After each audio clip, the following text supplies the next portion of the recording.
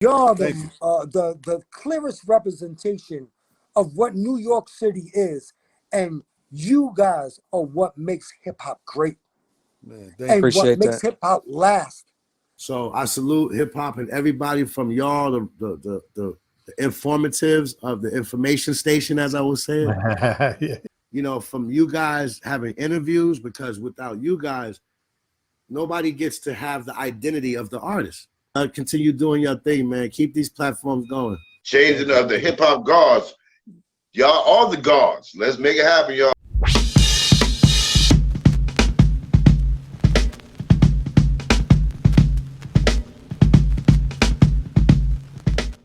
All right. Welcome everybody to Changing of the Hip Hop Guards podcast. I'm one half of your host, the journalist Sincere. That's my partner, Uncle E. And tonight we have the pleasure of speaking with Queen Herawin of the Juggernauts. Thank you so much for joining us this evening. Peace, peace. Thank you guys so much for having me. I'm excited. I'm excited to be here, be part of this. Thanks No for doubt. joining us. Thanks for joining us. It's our pleasure. Like Uncle E said, we want to take it back to the beginning and then work our way up to what you currently have going on in 2022. But for those who may not know, maybe new to you, maybe just forgotten, can you take us back to where you were born and raised? Yeah, sure. Born and raised in the Bronx. Actually, I was born in Yonkers. I'm not gonna, people gonna be like, word, you've been saying the BX for how long?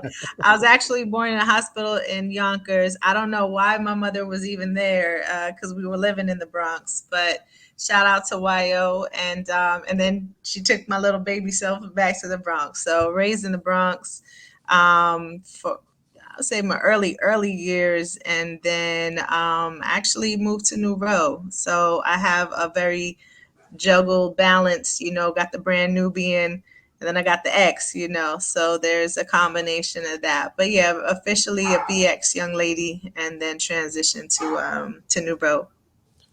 Where would you say? Back to the Bronx, Back to and the then Bronx. back to the Bronx. Yeah. Where would you say your teenage years were spent mostly at? And can you take us back to a day in the life of what it was like teenage years for yourself? Teenage years, I was definitely, during my teenage years, we were in New Row. My brothers, shout out to my brothers, Fever and Breeze Bruin, and my brother Mark too, who's not part of the Juggernauts, but my brother. My teenage years were spent in New Row. I would say after college, I came back and I moved back to the Bronx. Well, I went to Maryland for like 2 seconds and I hated it. One of my homegirls at Silver Springs, I couldn't do it. And like 2 months later, I was back in the Bronx. So, but teenage years definitely were spent in New Row for me. And then my brothers were at that point, they were transitioning back to the Bronx as well. So yeah, for me, I was more in New Row during that time. What part of the Bronx? Northeast Bronx, West Indianville, White Plains Road, Like Gun Plains, Hill, like- Edenwald, Dyer Ave, Oh. Baychester. Okay, Yeah. okay. You hit all those parts then. Yeah. Though that area, that part. Yeah. Okay. Mm-hmm. Yeah. Before getting into music, can you take us back to some of the interests and hobbies that you had early on? It's funny, I was talking about this yesterday. For the longest I can remember, the hobbies were the same, the interests were the same, which was still music. I started writing poetry around the same time I started rhyming, which was middle school. I started rhyming at the age of 12, but it was synonymous with poetry and writing and rhymes, and art, visual art, which is a part of what I do as well. I hardly do it personally, but I teach it during the day. I'm a visual arts teacher. So, I've always loved visual arts, and I've always loved poetry and hip hop and music. That was just part of what I did, and the culture, being in the Bronx from young, that was part of that experience, hearing that, being in the fabric of that was just the environment. After school directly, I would watch Bob Ross. And then I watched Video Music Box. Bob Ross came on right before Video Music Box did. So it's up there. It is. Happy clouds. So it was always it's always been that dichotomy. It's always been that balance for me between the visual arts and hip hop, and just part of the fabric of who I am and what I've always loved. What exactly, when it comes to hip hop, right? What exactly was it though that attracted you? Was it the music? Was it art, the dancing? Was there one thing in particular, or was it just everything overall? It's a great question. I think everything overall, but if anything would stand out directly as like the mainstay that just really hit my heart would be the music. You know, I Okay. think the art, the graph, the graffiti, you know, the clothing, the videos, that all obviously those are still elements, right? When you think about hip hop and the culture and what it is and what it stands for, and just the elements that combine together, the ingredients, right, to make it a whole. But the music to me was always at the forefront. But those supporting elements and attributes made that what it was. It was like the breathability, like, you know, how the gear was, that was all part of it. That's all part of it. And so I wouldn't necessarily isolate one without the other, but at the same time, I think the music was at the forefront for me, just to feel, you know, as I talk about, you know, watching Video Music Box, I remember, you know, like I got it made and like remembering the videos, you know, or Microphone Fiend. And, you know, so I can visually remember what those videos were like, what they did for me, you know, Wrath of My Madness, like, you know, just videos, watching them and hearing the music and it resonating. So it was all a combination, but I think the music just jumped out at you.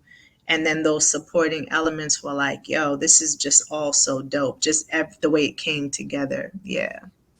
That's dope. That's dope. What are some of your earliest memories firsthand of seeing hip hop around your way? Again, I think for me, Video Music Box was just huge because it was ritualistic. You know, it was something that I look forward to every time. You know, shout out to Ralph McDaniels. That was just a part. That's why it was part of the lifestyle. Literally walking home from school with Breeze. You know what I mean? And after that, going watching that, it was religious. It was every day. Then also the fabric of hearing it in the environment, hearing it out of, you know, whatever was playing from cars and things like that. I remember being the youngest, basement parties and hearing Eric B for president, hearing that like when my brother was having parties and I was like sneaking trying to hear that as a younger sister, and you know, they having their little garage parties, or you know, Public Enemy playing and different things. So it was in the house, it was outside the house, it was on the TV. It was, you know, the language that we were speaking and communicating with each other. It was in the street, it was everywhere, you know, so you're surrounded by that. And again, when you talk about clothing, I remember my brother with like sheepskin jackets, I remember coats rather, you know what I mean? Like, I remember that, you know, and wanting that. I remember wanting like the door knockers, and I was, you know, Yeah. little, and my mom be like, I ain't get them little joints, you ain't get no big ass joint, you know what I'm saying? Now, you know, I do what I want with it. But when I was little, you know, all of that was part of it. So it was inside the house, outside the house. It was just lifestyle, it was just home. And when at one point when I was living on Digney Avenue in the Bronx, you know, that was perpendicular to like Edenwald. And I mean, I don't want to shout out, I'm throwing out very specific things, but just certain people who are known, you know, hip hop wise, legends, literally lived around the block, and you know, from locations where, you know, we were. So at certain junctures of our life. So, and I mean legends, like But right so, there. but you Right you there on the knew block. you knew at that time like who they were exactly, or did you? Yeah. I seen Okay. them. Roll up in like a little. I seen them roll up in a. I'm trying to keep it somewhat inconspicuous, but Yeah, I'll just say this man he give us rolled one up name. to dry cleaners because I threw out streets. So I don't want people knowing where people government is. But he rolled up and he Okay. had a Rolls Royce with blue tints, sky blue Okay. tints, going to get some clothes from the laundromat. Um, Nice. I Nice. mean, you do the math. I mean, how many people in the X will probably do that who are legends? But anyway, Okay. um, Okay. Okay.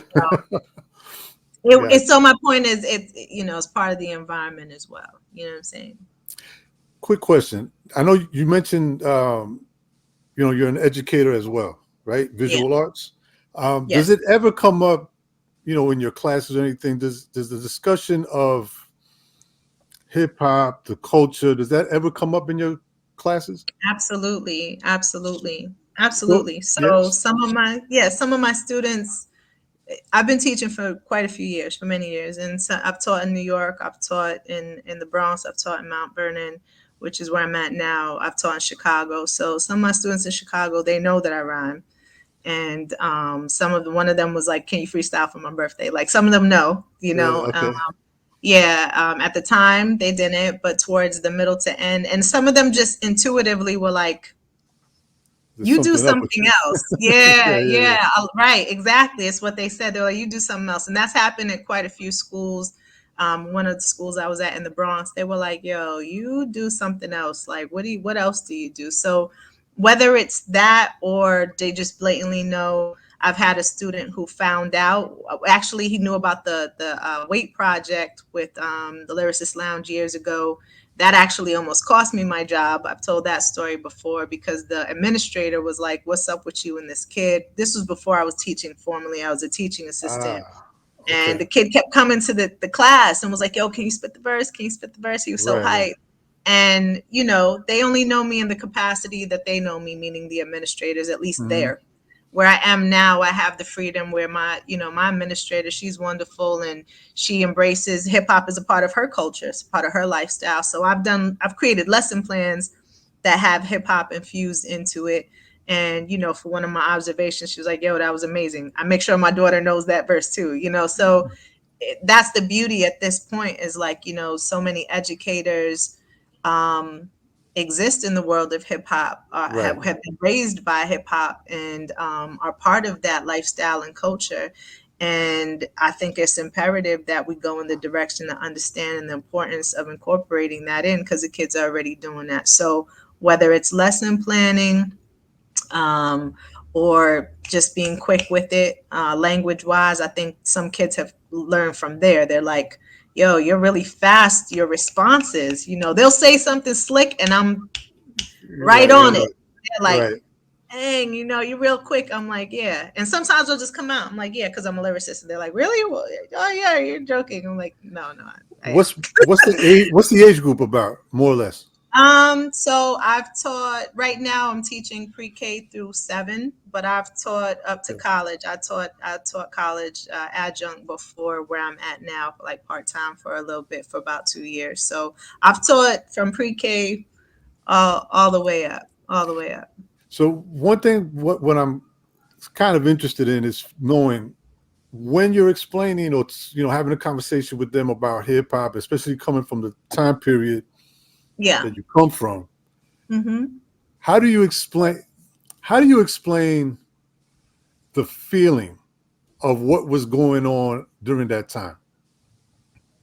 That's a good question. I think that it's very difficult to explain the feeling and put it into words because at the end of the day, we resonate with things the way that we resonate. So you can explain something conceptually, but not necessarily emotionally, right? Mm-hmm. That comes through your own personal experience with something. Right. And so I wouldn't necessarily say that I try to explain or translate it that way. What I think the important thing is to share with them the array, like the spectrum of what existed and still exists, and have them also do their own research. So for instance, a lesson not too long ago, the same one I was talking about, I was teaching them what surreal art is. What is surrealism? And surrealism technically is known as like the dream state of art. It's like the dream-like art, Okay. right? Between reality and non-reality. And so I did a contrast. I like PowerPoints because they're visual. Even with the little ones, I'll just modify. So this was 7th grade, and I had Biggie. It was all a dream. I had a picture of Biggie, and then I had a picture of Martin Luther King with "I Have a Dream." So to pull on their prior knowledge, I was like, well, who are these figures? And obviously they knew who Martin Luther King was, and they knew who Biggie was. And these are 7th graders. They weren't even like bored yet, right? So they Yeah. knew Yeah. Biggie was. And one of my students, she recited the whole big verse. So, and this was not me playing it yet for them. I was just trying to pull them like, yo, do you know who this is? And to connect the word dream with, Right, it was right. my dream. I have a dream to go into surreal art. So that was the hook. And so she spit the whole verse. And could I now tell her to capture that feel of 90s and early 2000s? Right. That was, but clearly in her home, there's an appreciation, there's a value, there's a celebration of hip hop, or else she wouldn't have known that, right? So that nostalgic feel that she brought just from spitting the big verse that existed in the class that day, she shared that through her own experience and knowledge of it. I just gave the stimuli. I just put up the picture. So I think it's hard to articulate and share with them what a feeling is, but you can certainly provoke it. You can prompt it, and you can bring them to that time period and have them do their own connecting, which will build their relationship with what that means and how it resonates for them. Cool. That's a dope I never thought of that. Martin Luther King and Big. That's a dope concept. Thank That's you. really It was fun. It was a good lesson. They got it. Yeah, nice. Going back a little bit, at what point did you started taking writing and poetry serious and pursuing it as a career? It's a great question. I would say 16 for sure. 16 for sure. At that point, I had been writing for 4 years, which, I mean, it isn't tons of time, but it was enough to be consistent about it. It was enough to be serious. And mind you, my perspective, I'm coming from seeing my brothers put out, the Juggernauts album basically around that time. And so for me, it wasn't just, oh, this is a cute idea. It was something that I took serious. It was part of my culture and way of thinking and being, and something I loved and was passionate about. And I saw it firsthand. I was in the studio with my brothers quite a few times when they were working on the project, and they were in big studios at the time because they had a deal with Elektra. So, they were going to spots like D&D, Chung King, Calliope, like major studios. And being exposed at that level, it's hard not to see it and take it seriously, right? In a serious way. So I would say 16 when I wrote the weight joint off of the Indelible, the Lyricist Lounge album with the Indelibles. I think I was about 17 when I did that. So 17, 18. So, at that point it was professional. It was a legit project.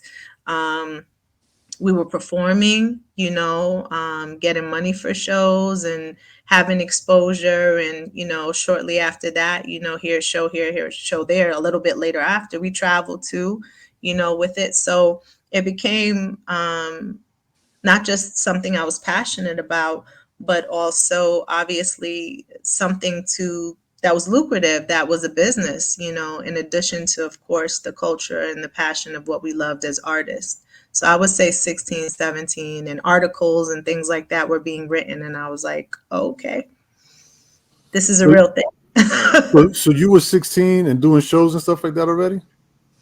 Yeah, 16. Well, the first time I ever performed, I was actually, I was 13. It was a show. Actually, Redman performed. It was crazy. I was really young, but again, that was the introduction. Like, dive in, But I was ready for it. I've learned so much since then. But yeah, I was pretty young. But 16, 17, between 16 and 18, I would say that was a sweet spot when it started getting serious and taking it really serious as a performer and a writer and like creating songs, not just writing verses anymore. Right. Wait, so I'm sorry, I don't mean to be stuck on this, but between the ages of 13 and 16, you're performing, you just mentioned like Redman. What type of response were you getting from somebody like a Redman seeing the young girl perform? Like, what was... Oh, Lord. I don't think it was a response. I don't think it was a response from Red. Shout out to Red. Or just, but I mean, I'm mentioning Red, but I mean, I'm just saying people in general. Yeah, I mean, let me be very clear. So between 16 and 18, and again, it's probably more 17, 18.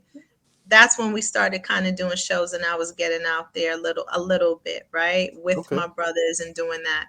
13 to that, I was more honing the skills. So if it was like at birthday party. Like, shout out one of my homegirls, Tisha.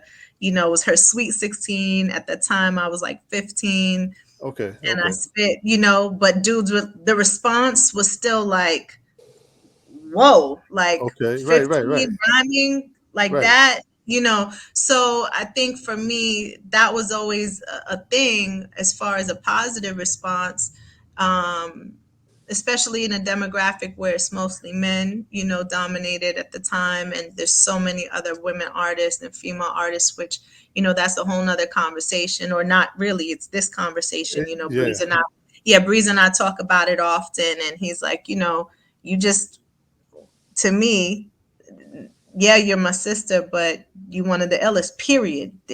Take away the gender, this whole conversation of gender and female and artists and all women, and like, you're just an amazing MC, period. Like, Right. you know, and wanting to go in a direction where that should really be what it is. It should be about that and just lyricism. When you think about, you know, poets, you know, and you talk about Nikki Giovanni, and you're talking about, you know, Langston, you don't go, oh, Langston, that man. Right. Oh, Right. Nikki, Right. that Right. woman poet. They're Right. just You just said poets, poets. right? Right. And if there's any sense of labeling, it's traditionally, oh, Renaissance, right? Renaissance artists, Renaissance writers, Renaissance poets, right? So Right. there's that collective, right? With collective thinkers, creators, artists, not gender, you know. So when it comes to hip hop, there's this isolation in gender, like this or that. Whereas when you think about back then, it was just about the creative, right? So I Right. think that's something that needs to be, you know, taken into account as we move forward. But I do want to get your perspective as to why is it like that? Why do you feel it's like that so much in hip hop? Yeah, Because I from mean, day one, right? If we really look back from day one, you had the Lisa Lees, the Shot Rock. You know, there was a lot of females that yeah, represented in music, dance, graph. You know what I mean? Like every absolutely. element, there's always been a female or a Yeah, woman, you know, involved. But why is it absolutely. that still in 2022 there's still that sort of divide, if you want to I call it? mean, yeah, I mean, I think that, you know, there's always going to be, you know, the boys club, right? And I think that, you know, it comes down to this political sense of how do you label things. I think even in regards to um, the way you present yourself, you know, I think that's a big part of it too. You know, you look back and you have light, um, lyrical. You think about Queen Latifah, lyrical, obviously, but also about, you know, women empowerment and, you know, equality, and, you know, I mean, so I feel like within the idea of women, there's like this attachment that goes beyond just the music. It's like, oh, well, she's that kind of rapper, or she's this kind of rapper. You know, there's something specific associated. And that happens, that does happen with men as well. When you break down, like, just what's the approach? Is he conscious, or this is and that? But I think there's this obsession with trying to control and compartmentalize that, right? How do we market that? How do we is she just pretty, or can she rhyme? Like, there's Right. always something to discuss, rather than, again, going back to the idea of just the art form and what Hmm. it is. And also, when you look at it, even though there has always been, as you said, a woman taking place, whether regardless of the element, it's still been male dominated. It doesn't mean that women have not been there from the very inception of what this is, but it's still been male dominant. So when you look at that, if you have 5 men and 1 female, right, 1 woman, there's going to be a distinction right off the bat, right? Automatically, you're going to have this versus Hmm. this, and there's Right. going to be a word. Who is she? She thinks she can really rock. Oh, is that? Oh, she just pretty. Oh, she did with the producer. Oh, you know. So Right. Right. Right. I'm just saying, right? Yeah. Yeah. So Yeah. there's going to be a sense automatically of distinction. There's going to be a sense of isolation and possibly being ostracized. It's just, I think it's also the nature of people. I think it also has to do with just, you know, the business and the nature of man and how things go. So are we shifting from that? Do we need to shift from that? Absolutely. But there's so many women who are Yeah, involved who are dope. I know so many women who will chew a dude up lyrically. Like, yeah, for sure. and For that's sure. why it should be about the craft. It really should be about that. But I think, again, it's just sometimes we're very old in our ways of thinking, regardless of how much we've moved forward in other ways. There's still that sense to make that distinction off top. Yeah. I want to take 2 seconds since we're talking about this and say that me and Sincere, right? We both agree with what you're saying. And for example, we always on our platform, we always talk about, man, we have to invite more guests that are women. Mhm. But I'm Yeah. gonna tell you one thing: it's hard to get women to come on as a guest. Really? And As far as I'm locating them or as far as having them come no, on? No. inviting them on and them either responding or Really? accepting. And I'm not even saying like me and Cecilia, we've joined together. What was it last year? We both individually had our own platforms, and we Okay. came together to create this one. But I know Mhm. for myself, since 2008, more or less. I mean, Mhm. I've interviewed women. I've had like Spinderella and some others like a Ty Phoenix, but it's like Yeah. sprinkled here and there throughout the span of time. And I've Yeah. always like, you know what? If it was up to me, I would have 90% of women as a Mhm. guest in all elements. It's not Yeah. as easy to get them on. I don't know what it What is. do you And think? What do you think it I is? don't know. That's what I kind of wanted to find out. If you had some Well, I'm idea, like on here, so I don't is there know. some type of Yeah. I don't know what it is. I really They're don't, and I they're wish I extremely don't know. busy. extremely We're busy, busy. maybe. Maybe it's that sincere. We are multitasking. We look. All jokes aside, that's real because I'm gonna tell you what. I had to make my daughter You just gave something him real, an real excuse, quick. man. No, it's not. It's No, not I'm an playing. I'm excuse. playing. I I'm think playing. I'm playing. we do no for real, for real. We I'm playing. multitask for many things. Right now, I got shrimp with ice in the kitchen. The real talk, because I'm like, yo, this is gonna go for about an hour. Okay, cool. If I put it on ice, it's gonna be good. I'm gonna de-shell them, de-vein it. I'm gonna make some curry shrimp for my daughter. So as late as hell, she probably knocked out because she's working now, so she's tired. But I'm like, okay, well, she eat it as leftovers tomorrow. So the juggle is real. The juggle is real. And I think that's something too that really needs to be taken into account.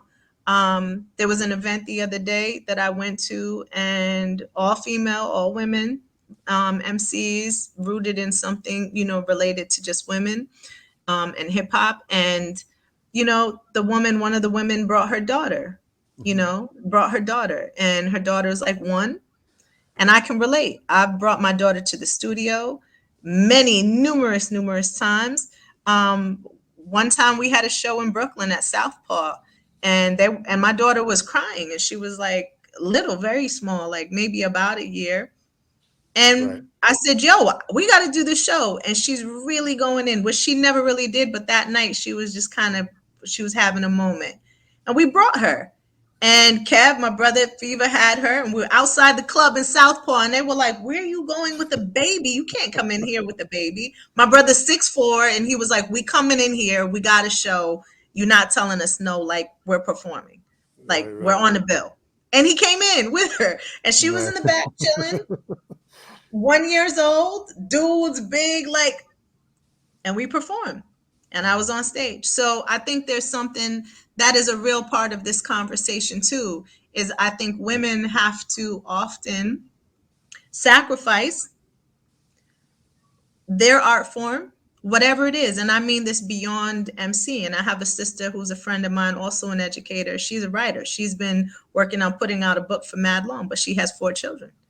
And so sometimes motherhood supersedes your creativity and your craft. And that's something real. Whereas, no disrespect, but oftentimes, not all the time, because you have single fathers too, but Oh oftentimes, man. it's just real. I have all I brothers, so know. I know. I know. I've seen it I and know I where you're know going. it.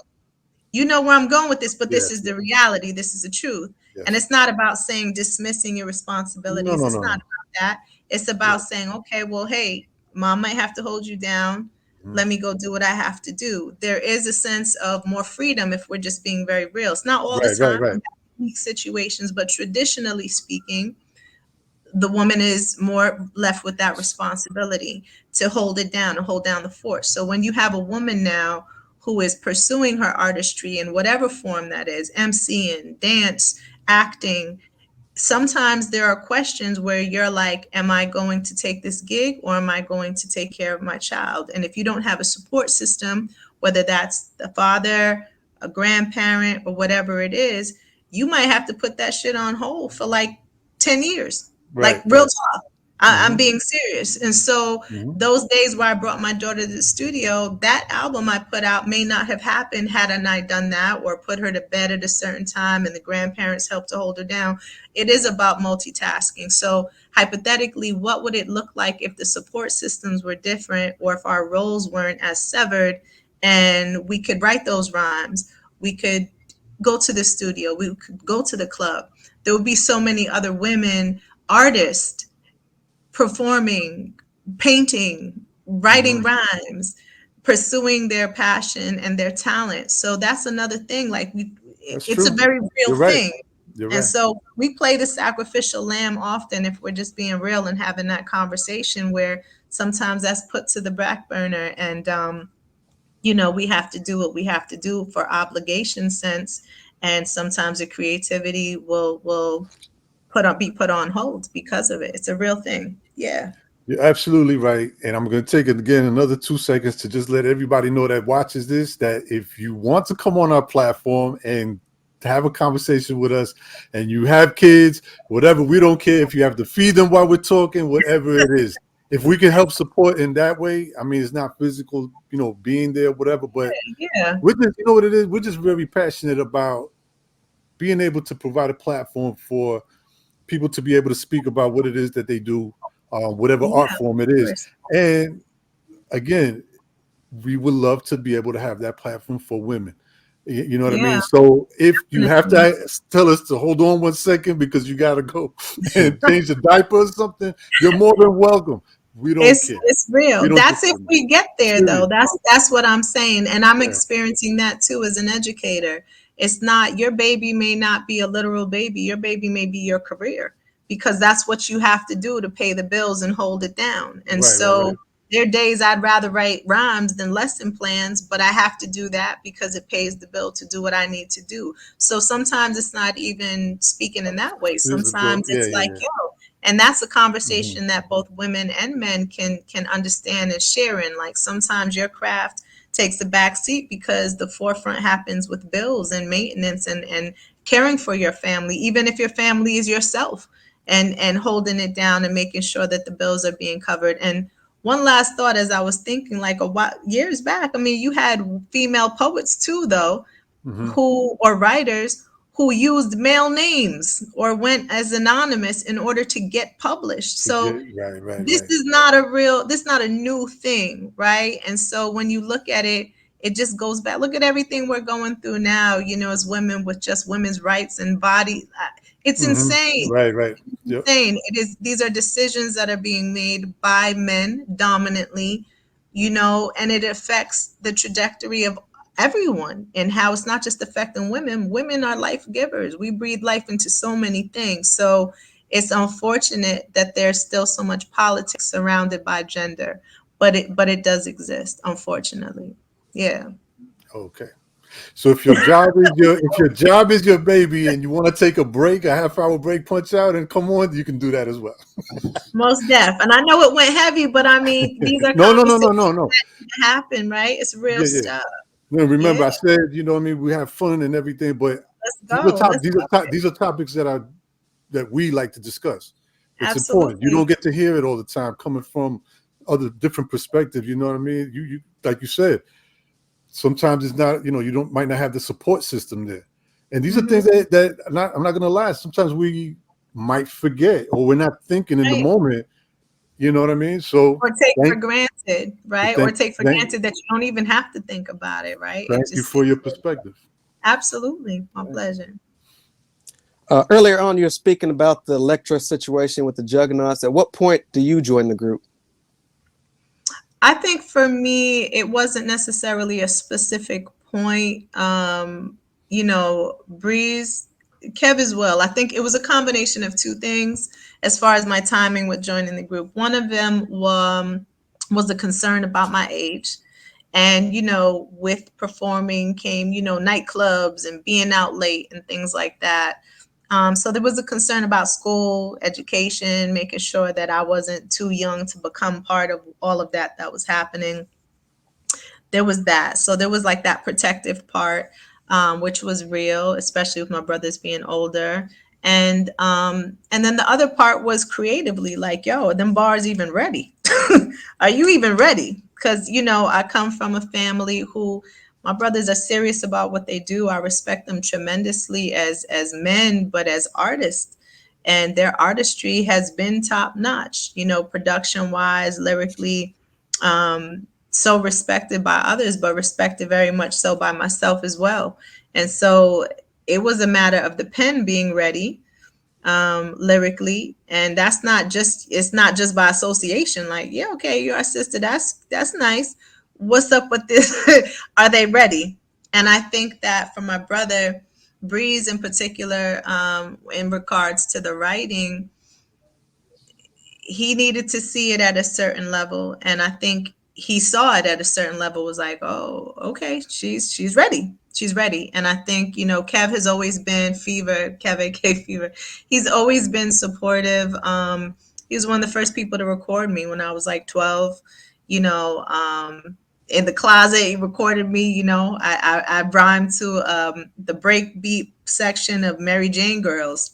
Okay. All night long. That was like one of the first things I ever recorded to. And, he's always encouraged, writing, getting better, recording. He's always been like that. So there's been that sense of support and encouragement, and keep going, but keep going to a level of readiness. Right. And I think it was a combination of that. But if I had to put a timeline, I keep referring to Lyricist Lounge, the Wait Project, because at that point they knew, like, she's ready, not just lyrically with the writing, but the sense of professionalism with how I was delivering, my delivery, the cadence, the content. Like, they saw it. It wasn't just on the pen pad writing. It was in the booth. It was recording. It was sounding a certain way, and being able to be part of something collectively in an effective way. I think from there it was like, okay. And that would probably be the best timeline, was around that time. Yeah. What eventually? Oh, go ahead. No, I just wanted to ask, just, for those who may have never heard of the Juggernauts and yourself, you keep mentioning like Breeze. Who exactly are you talking about? Breeze, who's Breeze? Breeze Bruin. So Breeze Okay. Bruin, that is my actual brother. Not when you be like, oh, that's my brother. No, that's my brother. That's my same parents. Okay. Blood brother, right? My actual brother. So Breeze Bruin of the Juggernauts. And then Fever, who has many aliases, aka B Slim, Fever the Kid, Buddy Slim, many aliases, but he is also my brother, also part of the Juggernauts. Shout out to DJ Boo. He's not my actual brother, but definitely a Juggernaut. That is our DJ. So yeah, but Juggernauts, those are my brothers. And I mean, we've been doing collectively music for many, many years, but they were at the forefront of that whole underground movement. Even prior to me being part of them, I was writing, but I wasn't aligned with them just yet as far as the group is considered. But yeah, late 90s, mid to late 90s, that was where that link started to happen. Yeah. Okay. I didn't mean to cut you. I'm sorry. No, that's fine. Thank you for doing that. And they're also educators, by the way. They're also teachers. All of them? Yeah. Yeah. Oh, wow, Well, nice. Breeze and Yeah. nice. In the Bronx. Yeah. Mm-hmm. Can you remember back to what happened to that Electro deal and the transition to Fondulum Records? Yeah, I think that's really more of a narrative for them to tell in detail, being that they were on the label and were kind of going through that experience firsthand. But from my understanding, it was more of, I think, just creative differences. at the time, as happens so often. And of course, shout out to Bobito, who was there during that time and was just so integral in saying, okay, well, this is an amazing project and let's put it out through Fondlem. So if I had to put it in its very layman context, I think it was more creative differences. The music was beautiful, but of course, very, very lyrical at that time, not as commercial sounding, if you will, Right. but still for the culture of what we were doing and what so much was coming out. As I see the Doomsday in the back behind you, Uncle E. I mean, when you just think about the direction of hip hop and what was happening developmentally at that time, Fondlem, it was a perfect home for it in that regard, as far as what was being put out and just all the new things that were evolving and developing, but still in the thick of what hip hop is and lyricism and beats and boom bap. Like, it fit, as opposed to maybe what didn't necessarily fit in a more commercial context. So I think it was more creative differences. Yeah. Any best memories of Stretch and Bobito show?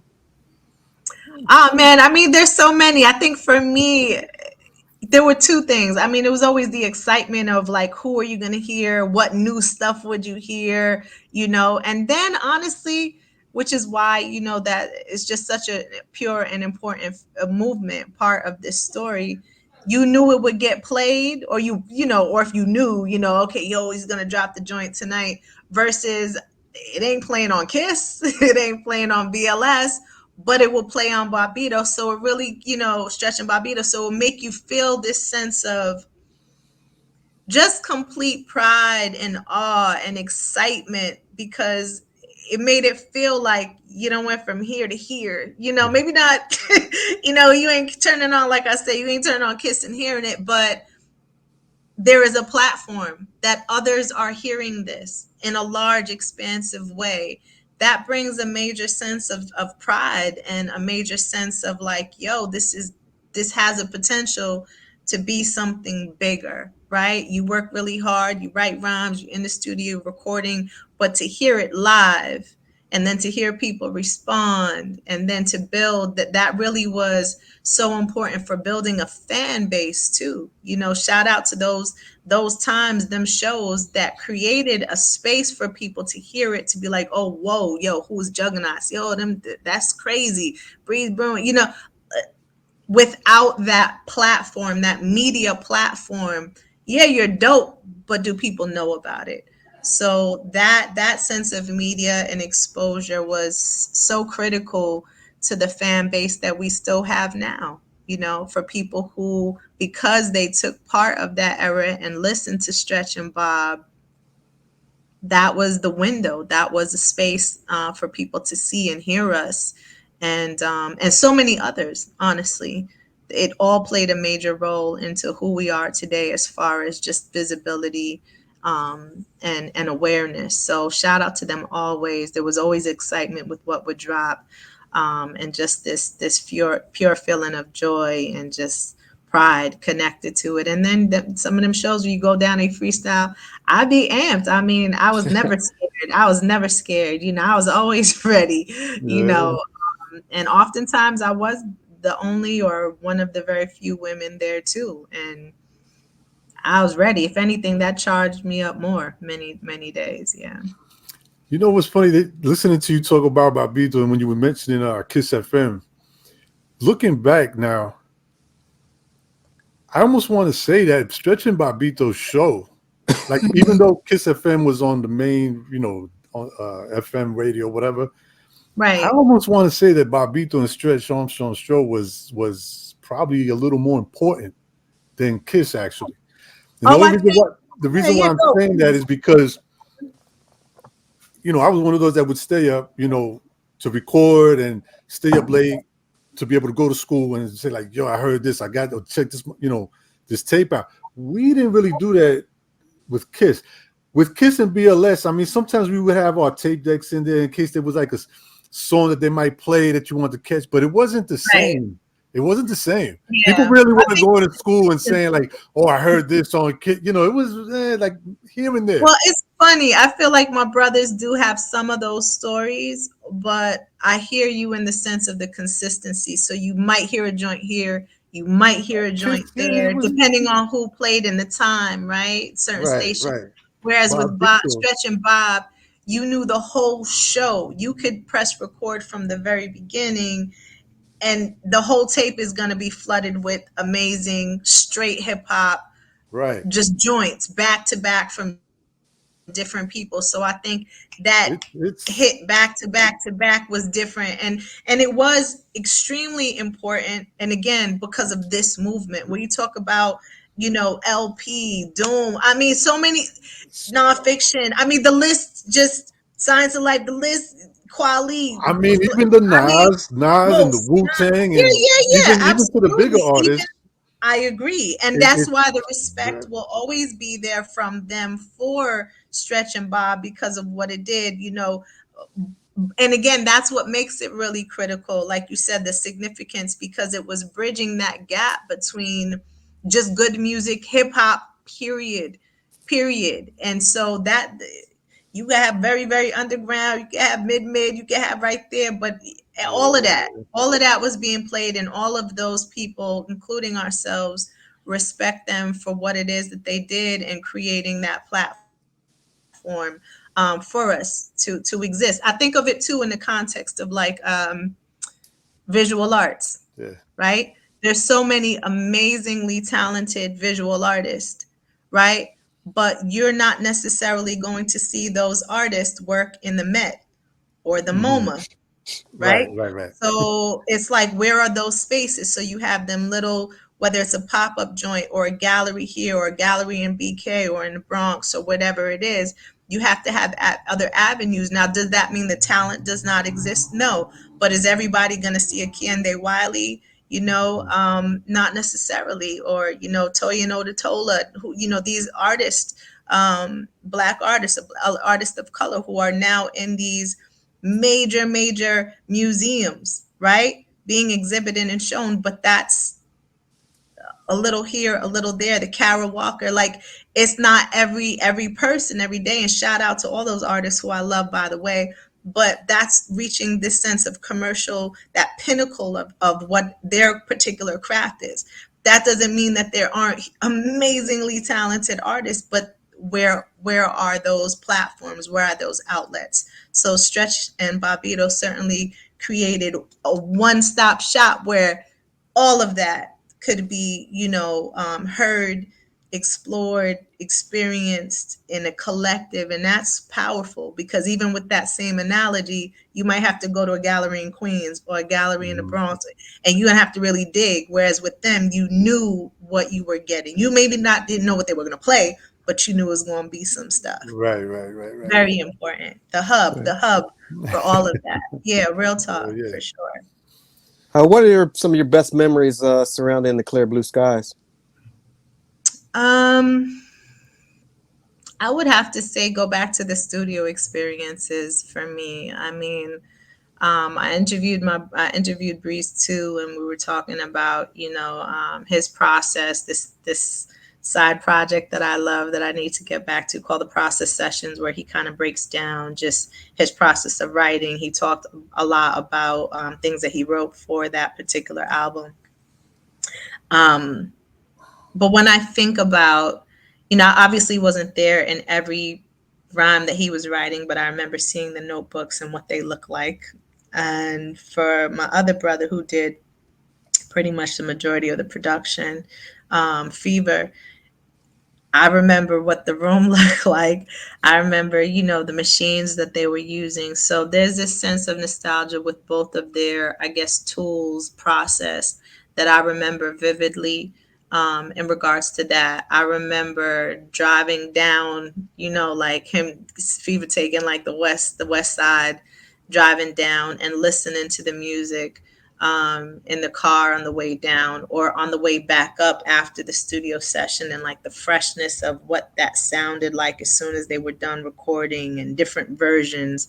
So I have different relational memories about parts of the whole process. But I think the studio is probably one of my favorites.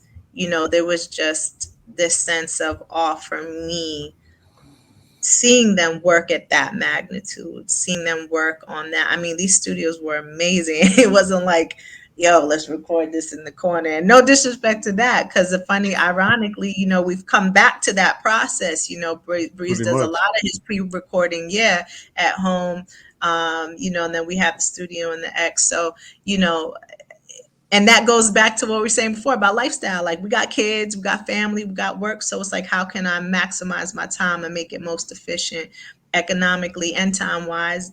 Home studio. So, having that advantage of having that budget, or if you want to call it an advantage, but being in that setting, it was just so grand to me. It was so big. And I remember being at D&D. I remember being at those spaces with them.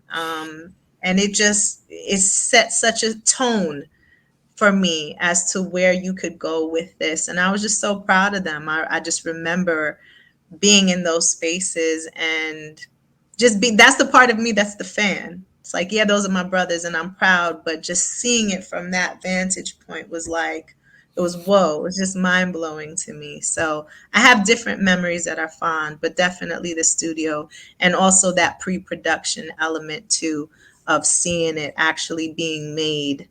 It's like having an amazing recipe. It's like, yo, that your grandmother's mac and cheese or something. It's like, yo, I know what she puts in it. You know what I mean? Whereas everybody else just come and taste it like, damn, that's banging. Let me get the recipe. Like, nah, just enjoy it. But you be in the kitchen with her. Like, she put a little bit of this, Yeah, a yeah, little bit yeah. of that. You get to see the secret sauce, and that's very special. That's a real intimate view. And so I've been blessed to see both. Yeah. During this time, can you take us back to maybe one of your favorite shows or a tour at this time that is one of your favorite memories? Yeah, I have a few. If I had to narrow it down to three, it's usually three. And sadly to say, there have been some really dope shows in New York. Let me not. I don't know if I would pinpoint a particular show. For me, I think of certain spots in New York that just resonate. Wetlands, Nuyorican, Tramps, SOBs. Those four, hands down, like, we repeatedly were in those spots. And so that's what I think when I think that era New York shows. Those joints are like hands down staples. Especially, we did Wetlands quite a few times, Nuyorican too. So those. When I think about favorite shows, Chicago, which I ended up living in Chicago for quite a few years. Just the music scene out there, the respect for hip hop, the artists out there, they know music, not just hip hop, just culturally, music is major, culture is major out there. So I was in awe because they knew the lyrics. They were like spitting stuff with us, and I was like, yo, this is crazy. And it was just so warm. It was just, they were so receptive and so warm and inviting, and just loved, like, straight hip hop fans. It was beautiful. So Chicago, some of my favorites. Italy was one of my favorites. Wow. Man, people were like, yo, can you sign my Really? hand, my arm? And I was like, whoa, like, Breeze, Wow. yo, see what's going on out there? He was like, yo, it's crazy. I know. So I just feel like that was a whole different perspective into the expansiveness of hip hop. Like, yo, this exists everywhere, yo. Like, they're probably aliens on Mars, like, rocking out, like, spitting bars right now, like sulfur, sulfite, you know what I mean? Like, Right, whatever. right. But yeah, it really showed the universality of it. Like, yo, this exists everywhere. And it was so trippy to me. So Italy, Chicago, and then the last I would say was London, because it was just really cool to go out there. It was a really big, I don't remember the name of the venue, but I definitely remember what it looked like. We just had such a fun time. It wasn't even just a show, we hung out. It was just great. And that's a beautiful part of being able to travel with music. And it's a blessing to be able to take something that you love and it help expand your own horizon with traveling and interacting with other people and culture. So London was really dope too. We just had a really cool time. And shout out to rest in peace to Pumpkinhead because he was on that tour. Yeah. Well, Right. we had a good time. We had fun. Yeah. Quick question. You mentioned the New Eurekan Cafe, right? Yeah. You had any interactions with La Bruja at all? Oh yeah, Right? we have shows. She's so dope. Yeah, First yeah, of yeah, all, yeah, we've yeah. interacted. We were on a panel a couple of months ago through the Universal Hip Hop Museum, Okay. um, and I forget the specific topic. It may have been connected to even women in hip hop. I don't recall offhand, but shout out to La Bruja. Yeah, Um, super dope. super dope, so talented, and she's been doing this for so many years. So when I think about her, when you said her name, I remember a specific flyer that had La Bruja on it. And at the time I was also part of a group called Gypsies, and that was another thing that my brothers were like, yo, she ready, because I was doing other stuff too, not just Juggernauts related. Gypsies. Gypsy, Who yeah, else was in there? so that's a layered Yes. question because it was some BX women. So MFW and Seven, shout out to MFW and Seven, who are from the Bronx as well. Okay. And then there was some female artists. It was like a female Wu-Tang. And then there was some female artists in Virginia. Shout out to Gongali. Shout out to Jagged, Gangali. which is now Jagged Gangali. Edge is now Okay. Keith Turner. Yeah, we actually are collaborating Yo, together. Gangali is that's my Right? homegirl, man. So ask Gangali. Yeah. Gangali, we were all part of a group called Gypsies, and we had Yeah. like the New York tribe and then down there. But it was hard because we were in two different physical places. Clearly, this was years ago, so it's not like how Oh, technology shit. is now. Yeah. But yeah, so La Bruja and Gypsies were on that bill. I believe it was at New Eurekan as well. I mean, we've been doing this for quite some time, but I know of La Bruja from back then, and she was dope Yeah. then. I think she's even doper now just because as people and artists we evolve, but she's always been extremely talented and about her craft. She's very, very dope. Yeah, Yeah. shout out to her, man. I had the privilege of interviewing her once, man. But yeah, I knew when you said gypsies, I'm like, I've heard that. And I was Yeah. thinking Gangali, but then I wasn't too sure if it's the same. Yeah. It was the Man, same. super shout out to Same. Gangali, man. She's a dope Most artist as well. she's very dope as well. Yeah, Shout out to my yeah. sis. Yeah, we've been doing Oh, that's this, dope. man. Yeah. And I know you have a connection to Star as well. Yeah, that's my And other sister. That's what I'm Ty saying. Phoenix. Ty Phoenix. Yeah. So we I've did the interviewed her too, Ty Phoenix. yeah, we did a song together that people really responded so positively to. And we're like, yo, when is the project coming out? We were like, yo, it was a joint, it was a song. But those are both my sisters.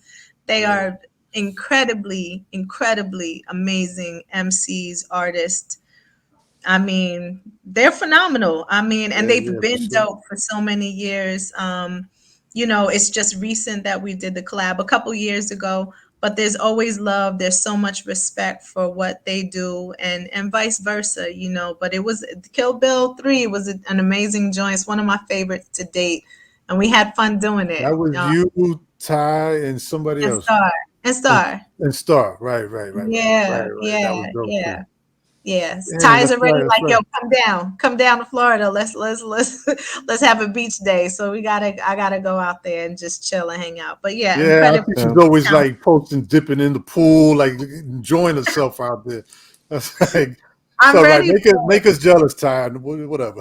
right. I'm ready for it. I'm ready for it. Yeah, Okay. I gotta That's go dope. check it out. But yeah, amazingly talented artist. Yeah, for sure. We're going to run through your discography real quick and then catch us up on what you have going on in 2022. If you could take us back to some of your best memories, the Lyricist Lounge. Yeah, again, Wait. I mean, I think Wait was such an important song. It was an honor and privilege to be on that project. But in addition to that, it really brought some attention to, you know, me as a lyricist and emerging like, yo, who is this? I mean, I kicked off the song Wait, my verse was the first one.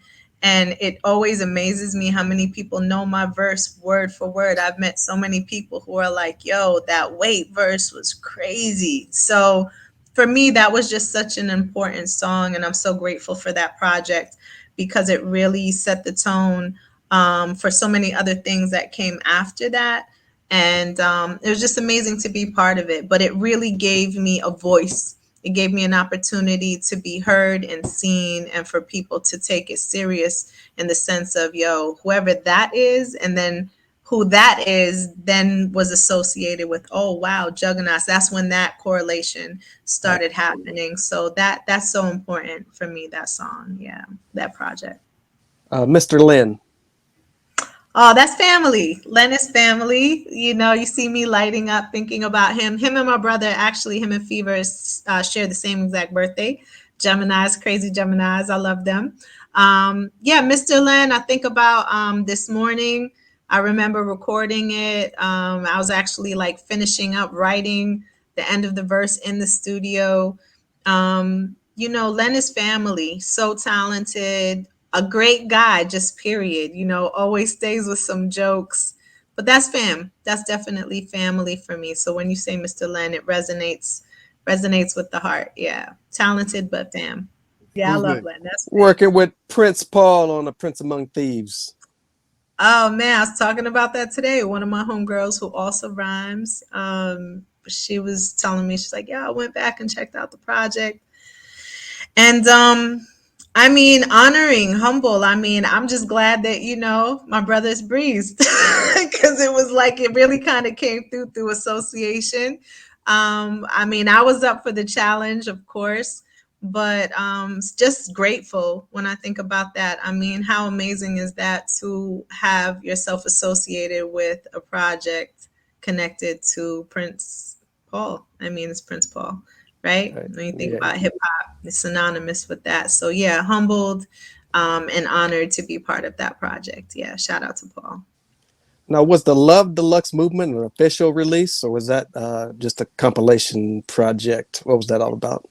That's a good question. Probably still one I'm not sure if I know how to answer. Yeah, no, it was an official project. It was, I want to say the way that we released it was probably more informal than formal, the way it should have been. But it was definitely a project. It was definitely, it had joints on there. You know, I think those projects for us were really important because they were in between, right? They were in between the first actual project and then Use Your Confusion.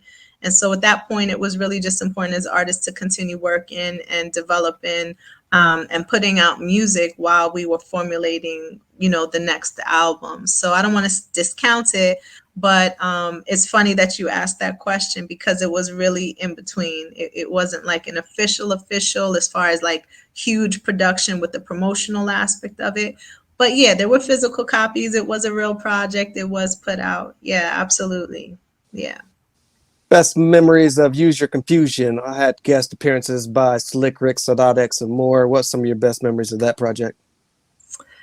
I think for me, obviously when you look at who's on there, and that credit has to go to, you know, to Fever with his, at that point he was juggling both production aspect and administrative aspect, and so he really was at the forefront of getting those major features. So shout out to Slick Rick, iconic.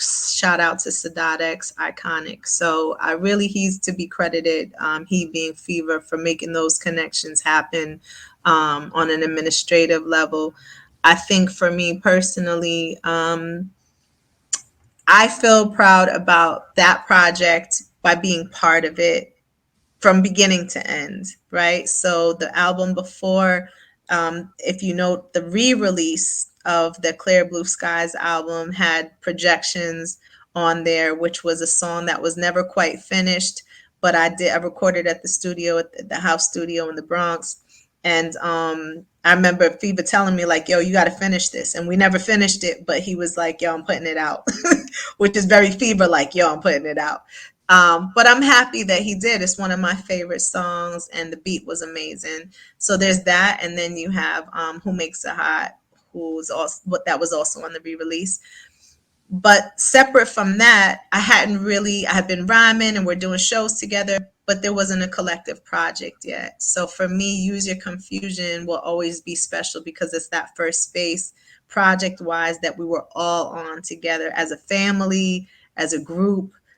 So it will always have that special sense because we were officially all together on that project rather than, a little bit here, a little bit there. It was intentional. Right. What do you remember about Chopped Herring? That's a record label, I believe, overseas, contacting you guys, wanting to put out music in 2015. Yeah, again, that's Slim, that's AKA Fever. He always is the one handling that stuff. And in a way, it's beautiful because it gives us an opportunity to just focus on the craft and the writing. So the conversations often go like this. Let me reenact for you. Yo, okay, yep. So we're gonna put it on. Yeah, that joint. Yeah, the album. Yeah, okay. All right, send over. Yeah, you've got your verse. Okay, cool. All right. What label? Yeah, them. Okay, cool. Yeah. He takes care of all that stuff. Which in some ways is bittersweet because we have to double back, like, wait, what are we doing? But and he's the eldest out of this unit. So there's that sense of I got this. I'm gonna take care of that. So a lot of that administrative work, paperwork, label stuff, honestly, he's really the one who takes care of that. And for us, meaning Breeze and myself, not that Slim doesn't do that, but it's his role has shifted so much to more administrative work. And it's given us the freedom to focus predominantly on what we do, which is, the music part. Take us back to the decision to create a solo album, Metamorphosis 2015. Yeah. I wanted, I just wanted to keep making music, of course. When you get that itch, the album we had done, Use Your Confusion, that was about to come out had come out. And so for me, I wanted to keep working, but there was this sense of wanting to challenge myself to do a separate solo album for a couple of reasons. But the main reasons were there is always that association with my brothers, which is a beautiful thing. But I also wanted to let people know that I could stand my own ground individually as an artist.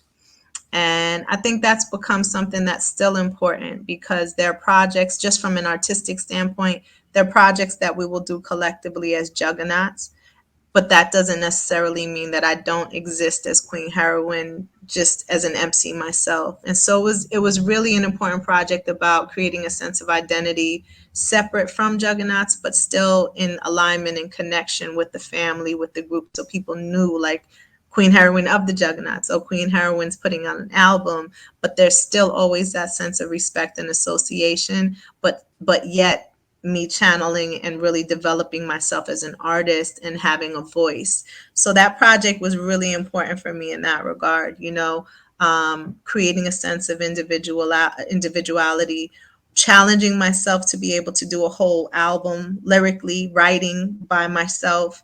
And there's there are things that come with that. Like, I think it's beautiful in the regard of being able to have a solo, but I missed certain elements too, as the group, as far as, when you talk about shows and some of my favorite memories are shows that we did as a group together, not necessarily shows that I did by myself. Those are great, but it just resonates so much different when you have that sense of fam camaraderie, whether that's actual family or think about Woo. I'm sure, when Raekwon goes out and does a show, yeah, of course, he has fan members out the wazoo, right? But when it's a Woo show, I'm sure it's a different sense that's just connected with the emotion to it. So it's like you go out, you do you, you can hold your own. But when you're with the family, it's like, do you want to have a barbecue by yourself or do you want to invite everyone? You know what I mean? It's a different feeling. So I think that's the distinction. I definitely wanted a sense of individuality, and I wanted to challenge myself to do a solo. And I had things that I wanted to say from my perspective and my voice that wasn't necessarily the collective of Juggernauts. But then there's still that part that still longs to be part of that too. So I think that balance is important. But that was an important album for creating a sense of artistry with my own voice and people knowing who I was, separate from Juggernauts, but still understanding that I was part of that. Right. A little bit about the space between things in 2019. Yeah, I was in Chicago. I lived in Chicago and I worked in Chicago for 4 years. And the space between things was a really important project for me too. I was still itching to do music, of course, being an artist. It's been an up and down relationship, as you know, especially working full time and having limited time to create and work. Also, my home studio, which was, in New York, I didn't have that base in Chicago until I had that base in Chicago. So a very significant person in my life put me on to Insomniac Studios in Illinois. Shout out to Marlon, aka Solitaire, who's out there. And I recorded that whole project in Illinois at Insomniac Studios, which is an amazing studio out there. He's a phenomenal engineer, and it gave me a space to create, as we talk about space. And so that title was so important because I was out there, family was in New York. I was separate from my family, including my daughter. My daughter was in New York at the time. I was flying back every month for 4 years, working. It was crazy. And so this idea of the space between things just took on so many different meanings. Physical space, emotional space, feeling distant that way, but still needing to have to take care of certain things I needed to take care of there. It became a project that brought me back to myself as an artist because I hadn't created in a while. It became a project that allowed me to express a lot of pain that I was experiencing at the time because of space that existed, and distance that existed. And it brought me back to my love, not that the love for hip hop ever left, but there was a period where I really didn't have any desire to like write until I had that itch again. And that project gave me that voice. It kind of gave me that boost and lifted me back up and put me back on that trajectory. Because, it's easy when you're doing a 9 to 5 to get immersed and soaked into that. And not that you ever forget about the things that you love, but you may not be as motivated because that stimulation is not there. So it really kind of kept me going. And that also helped along that same time with the Ty, Phoenix, and Star Project, because I flew out to Miami to do the video and I wrote that verse in Chicago, but I was in that space of writing, of creating. So it played a major role on a couple of levels. Yeah. Right. Brings us up to 2022. You got the recently released Anger. Can you catch us up on what you've been up to and what we can look forward to in the future? Yeah, I'm so excited, man. Listen, I got to get back into the studio, but Anger kicked it off. Again, Solitaire, he's actually the one who produced Anger. So he produced that track, which is a dope track. I love that song.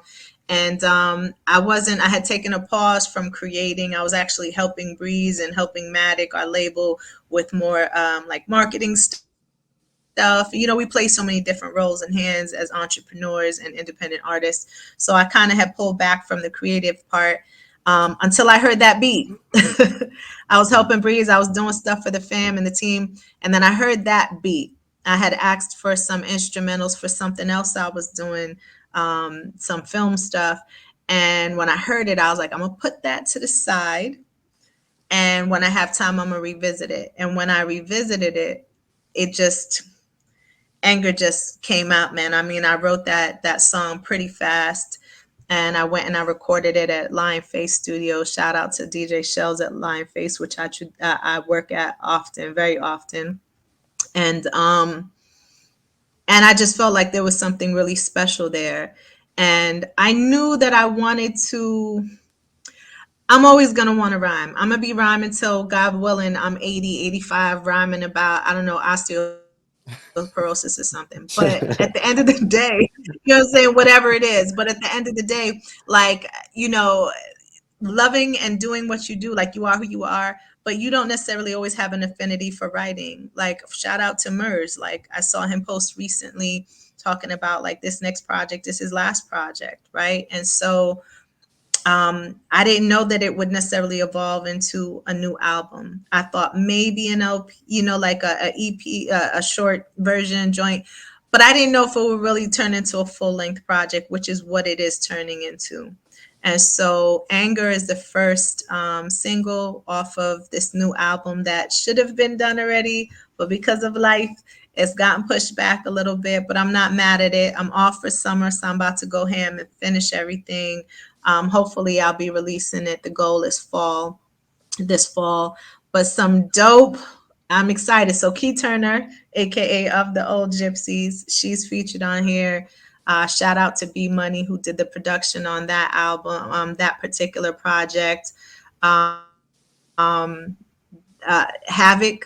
did a beat for me. I'm in complete awe and gratitude of that. So that'll be on this project. You know, there's some, I don't want to say official, but Poison Pen might be on it. He said he's down. I can't wait for that. So that would be a dope collab. We're trying to work that out. Shout out to Pretty Bully. She's on the project. There's some producers maybe you're not familiar with, some who actually worked on the Space Between Things. Shout out to MP, he's on here production wise. I'm the type of person, I'm very particular when it comes to beats. If I love it, I love it. I don't care where it's coming from. Obviously, when you have someone like Havoc of that magnitude, you're like, you know what I mean? My God, it's, you know, like a dream come true. But I think it's so important in addition to that for the artist to speak. So if you have a producer that's amazing, but may not have a huge name behind them, but the beat is dope, I'm all for that. So I kind of go where I'm inspired to go. So there's some producers who y'all are not gonna, you know, the fans may not know, but they're going to know. And it's just gonna be a dope combination. Fever More Fire. Like there's some dope people on here. And I'm just excited to be able to share it with you guys. Hopefully soon. Good thing that wasn't a door knocker. It might have flattened out just now. Let me tell you something. I was excited that I didn't injure myself for sure. You know, that could have gone real left field. This year always does that. This one always falls out, man. They had to do that now. Like, could have done that 2 years from now. No worries, it's all good. This is live, baby. This is live. Everything fall out. Everything fall out. Things fall apart. It's what it is. Funny. You know what's funny? I was gonna ask you earlier when you were talking about the door knockers, if you ever had that experience. I used to see like in school, it would like fall or whatever, and they would get like flat, like somebody would step on it by mistake or something, and flatten out. And the girls would be pissed off. Of course. But that's tragic. Was Anger? I saw you had went live a couple of times, and you were showing like working on some music. Was that Anger that you were working on? I've posted Anger Live. I've posted so shout out to Neff Beats. No, I think I posted Anger Live for sure. So it may have been that in the studio. I've also posted the next upcoming joint called Gluttony, which is featuring Breeze. And that joint, people have been loving that as well. So Neff Beats produced that. Shout out to Neff. And Breeze will be featured on that particular one. That should be coming out summer. So we're looking to release that relatively soon, maybe like mid-July, early August at the latest. But that's coming out real quick. And that joint is amazing. People have had an amazing response to Anger. People have had an amazing response to the joint with Breeze, which we're gonna be dropping. A shout out to Elize as well, one of my other sisters who's amazing. She'll be featured on a joint too with me. There's just with Silverback, like I said, there's production from Jersey, from all over. I'd love to get to the point where maybe I do one project with one particular producer. And I have had some offers, and I might do that after this. But right now it is a little bit of this, a little bit of that. But it might have been Anger, but it also might have been the Gluttony. I'm not sure which one you were referring to because they're definitely both on there. It was probably like maybe a month. It's been a few. It was a few weeks back. Yeah, it was I mean, probably it might have been even a little probably bit longer. Gluttony. It was Okay. probably the joint with Breeze because I've been, putting a little bit of a buzz here and there about it because it's coming out soon. And studio just realistically it got pushed back because of some life stuff. And so I'll just be getting back into it. And the next joint that's gonna come out is the Breeze feature, which we're excited about for sure. People have been loving it. If it's that one, I'm thinking more than likely it was that. Yeah. Okay. Only reason why I'm asking is because I've been following you for a while. And sometimes I would say to myself, like, where's the music? Why is she not making music? Like, why is he not, you know what I mean? And then when I got really excited when I saw a couple of your lives and you were talking about I was like, yes, I cool. appreciate that. And it got me amped up to also reach out to you and man, let's see what's going on and everything like that. So glad you did. Yeah, I missed the studio, man. Like, let's see what happened. Sweet 16, that happened. Let's see what else happened. Work, so it really be life stuff, trust. But y'all about to see the turn up game real, because I'm not working summer.